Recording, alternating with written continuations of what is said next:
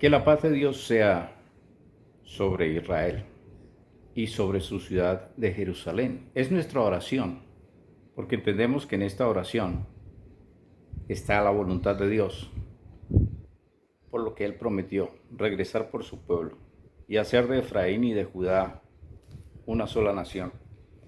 La palabra que hoy nos trae a este lugar es la relación que se entabla, o una conversación, perdón, un diálogo que se entabla entre Jesucristo y un hombre llamado Nicodemo. Está en el capítulo 3 del Evangelio de Juan. Dice que había un hombre de los fariseos que se llamaba Nicodemo, un principal entre los judíos. Este vino a Jesús de noche y le dijo: Rabí, sabemos que has venido de Dios como maestro, porque nadie puede hacer estas señales que tú haces si no está Dios con él. Señales que tú haces. Jesucristo tenía un cuerpo de carne y físicamente no destacaba del común del pueblo judío. Tan común era que hubo necesidad de entregarlo de manera directa con un beso, como Judas dijo: aquel al que yo besare, porque no sabían quién era Jesús. Todos tenían barba, todos tenían el cabello largo, todos vestían igual, así que no destacaba realmente entre la multitud. Era un hombre común y corriente, con un cuerpo común y corriente. Cuando yo me pongo a pensar en esto, en que Jesús tuvo un cuerpo común y corriente, porque el título que Jesús prefiere es Hijo de Hombre. A ver, un hijo de hombre, o el Hijo del Hombre, como lo fue Adán, sujeto a fatigas de la carne, o como lo fue Sansón. Pues si nosotros nos ponemos a ver las películas de Hollywood, siempre nos representan a Sansón con un cuerpo enorme, lleno de músculos, o sea, totalmente diferente a cualquiera de los hombres que le rodeaban. Sin embargo, cuando revisamos la escritura, escuchamos cosas o vemos cosas como: ¿y este de dónde saca tanta fuerza? O sea, tenía un cuerpo que nada manifestaba la fuerza que él tenía. También me imagino, por ejemplo, a Josué cuando detiene el sol. Para detener el sol se necesita algo más que un cuerpo enorme o una tecnología impresionante. Pero bastó solamente con la palabra de este hombre. Revisando la escritura, realmente vemos que Dios hace proezas asombrosas a través de hombres comunes. Es Dios el que hace la obra. ¿Cómo es posible que un hombre con solo 300 personas pueda detener a un ejército de miles de ellas? ¿Cómo es posible que un hombre con un bastón, con un pedazo de palo, sea capaz de abrir el mar? Cuando yo escucho la palabra Hijo del Hombre, me doy cuenta que Jesucristo tenía un propósito, y era mostrarnos que el poder de Dios se manifiesta en un cuerpo normal, como el tuyo o el mío, cuando se cree. Por eso en este diálogo de Jesús y Nicodemo, la pregunta que le hace, el diálogo comienza a decir: Señor, sabemos que vienes de Dios, porque las señales que tú haces, nadie las puede hacer si Dios no está con él. O sea, este maestro de la sinagoga, este principal, Nicodemo, reconoce que en este hombre que él está viendo, con el que está conversando, que es igual que los demás, en ese hombre de carne y hueso, hay una manifestación sobrenatural. Cuando Jesús responde, le dice: de cierto te digo, que el que no naciere de nuevo no puede ver el reino de Dios. Aquí se nos revela, o en la respuesta que da Jesús a Nicodemo, nos está hablando de un nacer de nuevo, para poder ver, para poder vivir el reino de Dios. Las cosas que suceden de manera sobrenatural, de manera portentosa, suceden en un mundo normal. Por eso lo que sucede es algo fuera de lo normal, dentro de un mundo normal. Una persona común y corriente hace cosas extraordinarias. Lo que Jesús le está diciendo a él es que para hacer esas cosas extraordinarias se necesita nacer de nuevo. Obviamente viene la siguiente pregunta. ¿Cómo puede un hombre volver a nacer siendo viejo? ¿Puede acaso volver a entrar en el vientre de su madre y nacer? La respuesta es esta. De cierto te digo que el que no naciere del agua y del espíritu no puede entrar en el reino de Dios. Lo que es nacido de la carne, carne es. Y lo que es nacido del espíritu, espíritu es. La carne, como la que nosotros tenemos, es un vaso de barro imperfecto y andamos o está sujeta a una tercera dimensión. O sea, nuestra dimensión es tercera. Pero las cosas que se pueden lograr vienen de una cuarta, de una quinta, de una sexta y hasta una décima dimensión. Estamos hablando de cosas que nuestros ojos no ven, ni que nuestros oídos oyen. Son las cosas, como dice en 1 Corintios, que Dios ha preparado para aquellos que le aman. ¿Qué es nacer de nuevo? Nacer de nuevo es algo imposible para los hombres, pero para Dios todo es posible. La primera vez se nace del vientre de una mujer y se está sujeto a la fatiga, se está sujeto al cansancio, se está sujeto a las pasiones, se está sujeto a todo lo que se da en una tercera dimensión. Pero para nacer de nuevo, dice, es algo diferente y se puede hacer. La primera vez que naces del agua. La palabra dice que el mundo fue creado por el agua y que por el agua pereció. Sí. La segunda vez, el mundo va a perecer por fuego, va a ser renovado por fuego.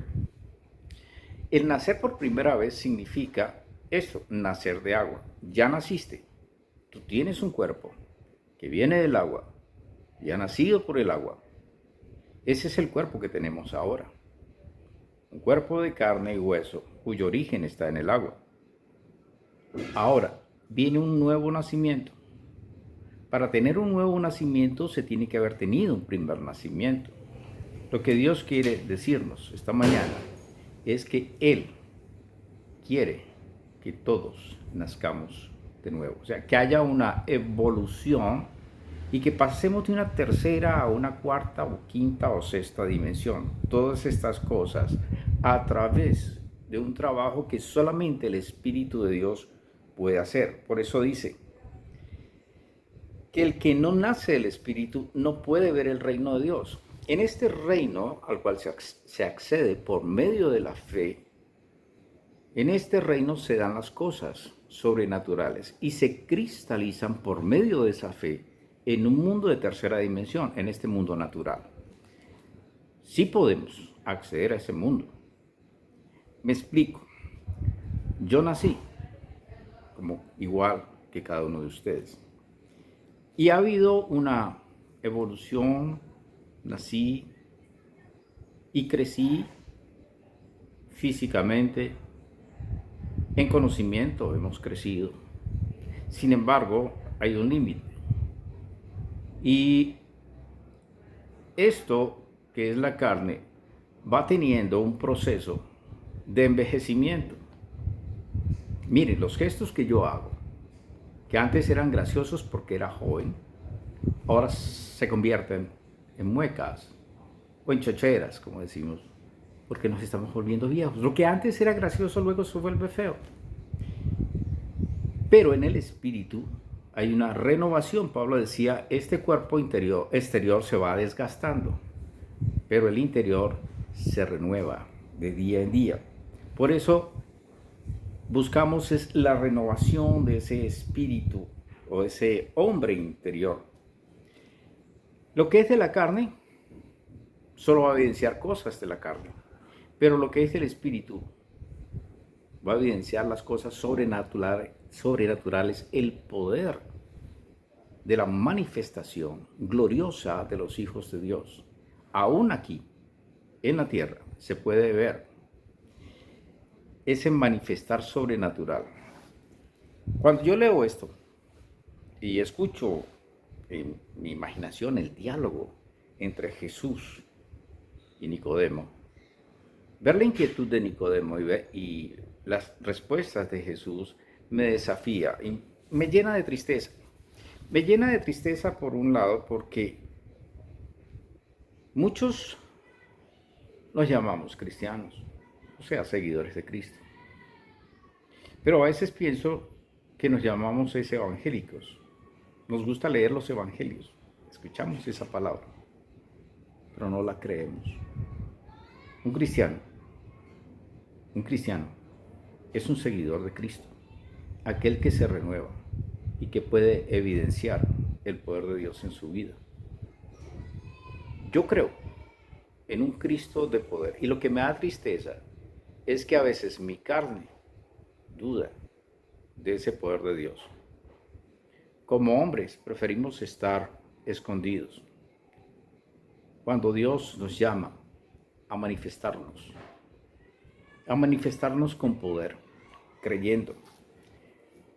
El diálogo continúa. Jesucristo le dice, no te maravilles de que te dije, os es necesario nacer de nuevo. El viento sopla de donde quiere y oyes su sonido, mas ni sabes de dónde viene ni a dónde va. Así es todo aquel que es nacido del Espíritu. Cuando Pablo nos habla acerca del Espíritu, nos dice que debemos andar por el Espíritu. Al andar por el Espíritu, podemos evidenciar el amor y el poder de Dios en nuestra vida. Pero cuando yo ando en mi carne, me lleno de temores. Temor por la salud, temor por las deudas, temor de que algo me vaya a pasar, temor de si me voy a enfermar, temor de si voy a quedar en la calle.